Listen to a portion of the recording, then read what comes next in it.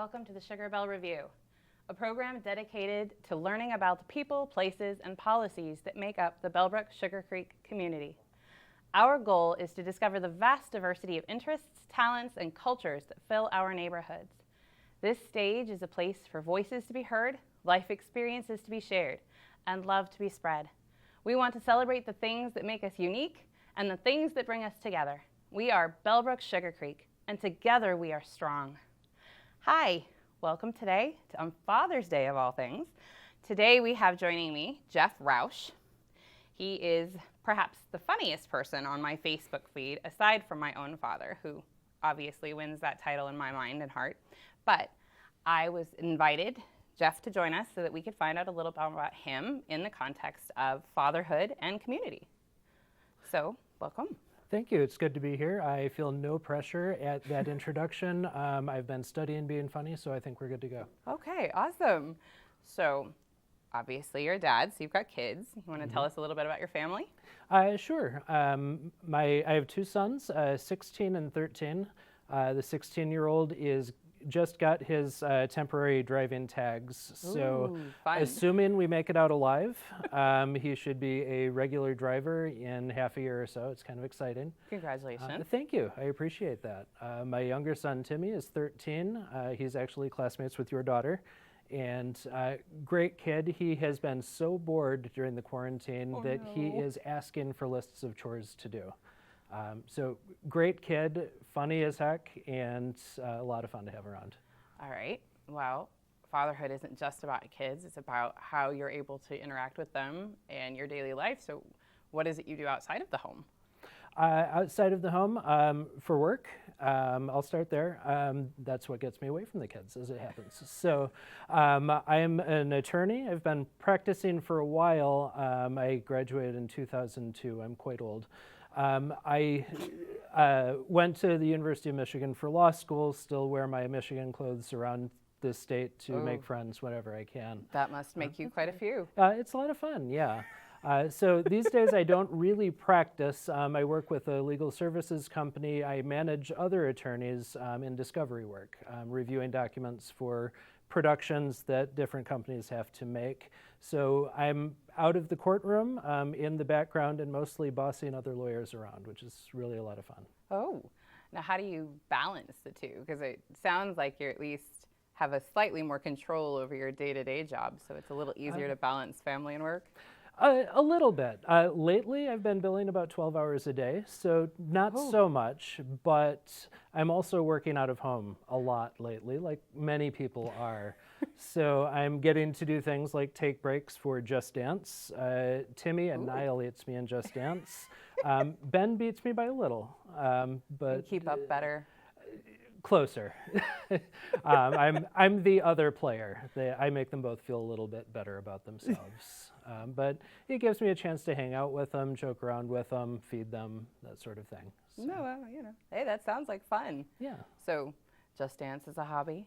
It's their hobby. I also participate. I also look at my bookshelves and think about things that I'd like to read. I'm finally halfway through Profiles in Courage. Before law school, I was an English major, so I have a lot of that English major angst. I look and see, wow, there's another Hemingway book that I have not read, and I feel bad about that. I should get right on that with all of my spare time. Exactly, yes. Well, that's fun. Is there anything else you like to do at all? Sure. Back when going to school was a thing, I liked to volunteer at the kids' school. When they were in elementary school, I helped with the Masterpiece Art program, just talking to them about different artists. I also write a bit. I have a book of poetry that came out in 2014, and I've been working on my second book, about 11 poems away, for 3.5 years. So anytime now, I'm going to finish that one up as well. We've heard the same thing from George R.R. Martin. Oh, gosh, yeah. I think I'm going to beat him. I hope so. Yes. I truly do. And congratulations. Apparently that also makes you a local author. I like to think so, yes. That's really neat. We'll have to get the title of your book of poems so that we can splash it across the screen for everybody to read. Absolutely. It's called Declaration because we lawyers like to sound smart, and so I based it off of the Declaration of Independence, structured it that way. But it's called Declaration. I enjoyed it. It's a lot of fun. So, what would be, if you had to guess, considering this is a Father's Day episode, what are your favorite parts about being a dad? Oh gosh. I love just getting down and playing with the kids. It's a little bit different now that they're older. Instead of wrestling, it's hopping on a video game with them and frantically mashing buttons while they soundly defeat me in whatever it is we're playing. But just going out on walks, getting away from whatever is occupying our minds and our lives, just getting out and talking with them and getting the chance to let them open up and just kind of be free. We also enjoy watching bad movies. Dodgeball, A True Underdog Story is probably their favorite one right now. Dodge a wrench, you can dodge a ball. Exactly. One of my proudest moments as a dad was I was out driving and somebody just shot right out in front of us, cut me off without missing a beat from the back seat. If you can dodge traffic, you can dodge a ball. Hard to top it. Yeah, when they hit it just perfect like that, you know, Yep. incorporates all elements of your life in one tiny moment. I've never been prouder. That's amazing. So, obviously, Dodgeball is up there. Do you guys have any other favorite movies you like to spend time watching as a family? I love some of the classic, like John Hughes type 80s movies. Ferris Bueller's Day Off is a good one. Better Off Dead is another highly quotable one.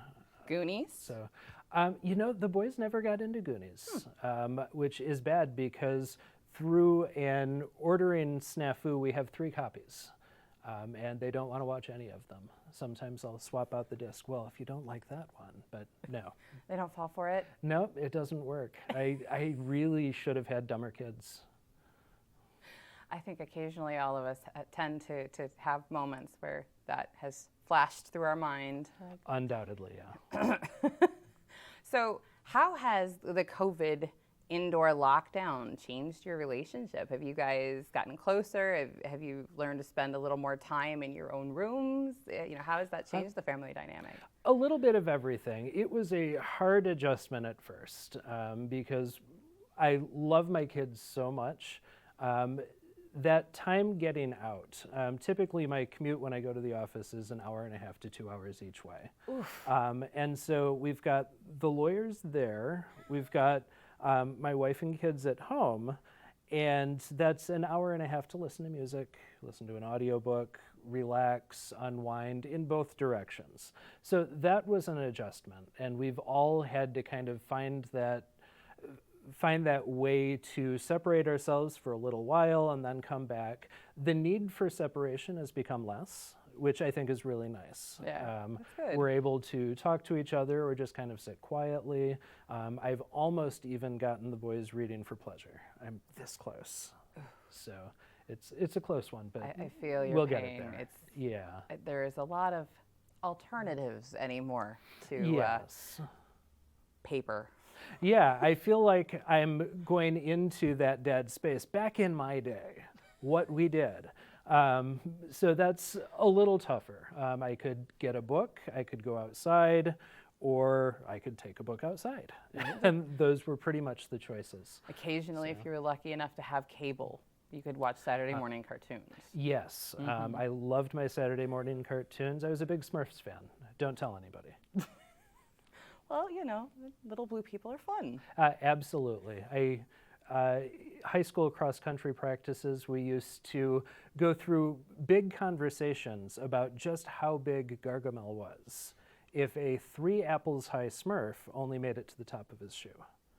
And that went into, what kind of apples are we talking about? Are they the first-year crab apples or these giant golden delicious things? So a lot to think about there. You somehow turned Smurfs into physics?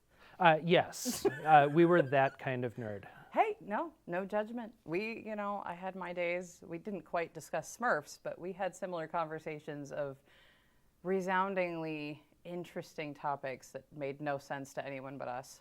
It's a beautiful thing. It really is. There's something special about high school in that sense. Oh yeah, you come together in that appreciation of things that nobody else in the world could appreciate.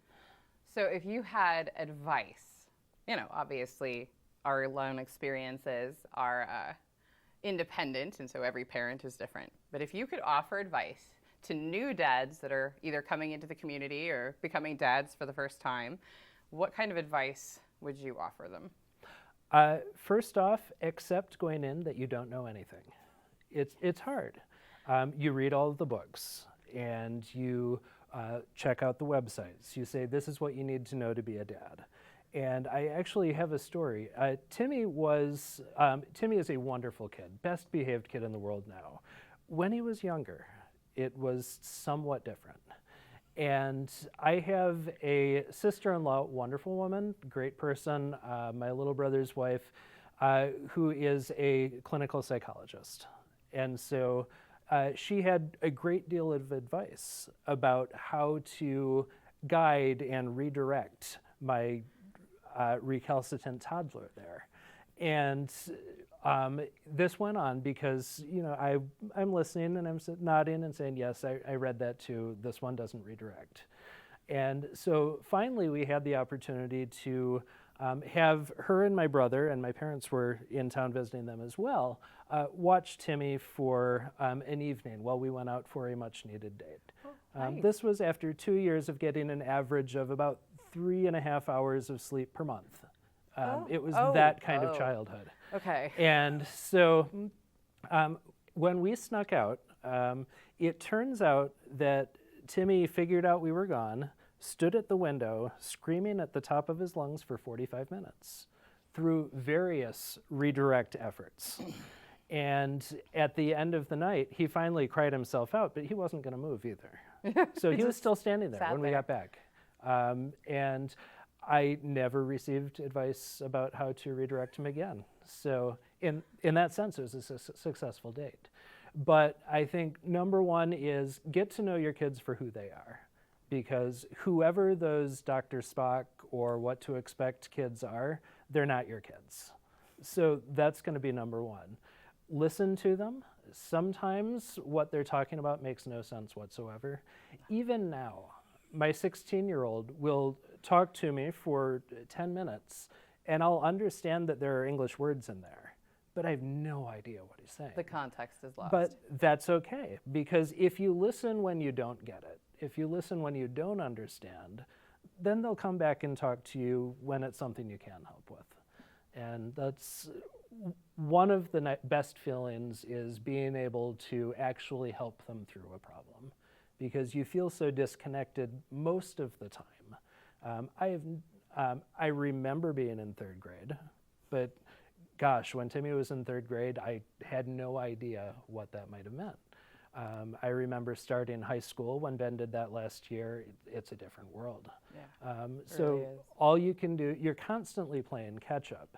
But if they know that you're there and they know that you're listening and want to listen, it makes a big difference in those moments that you can help.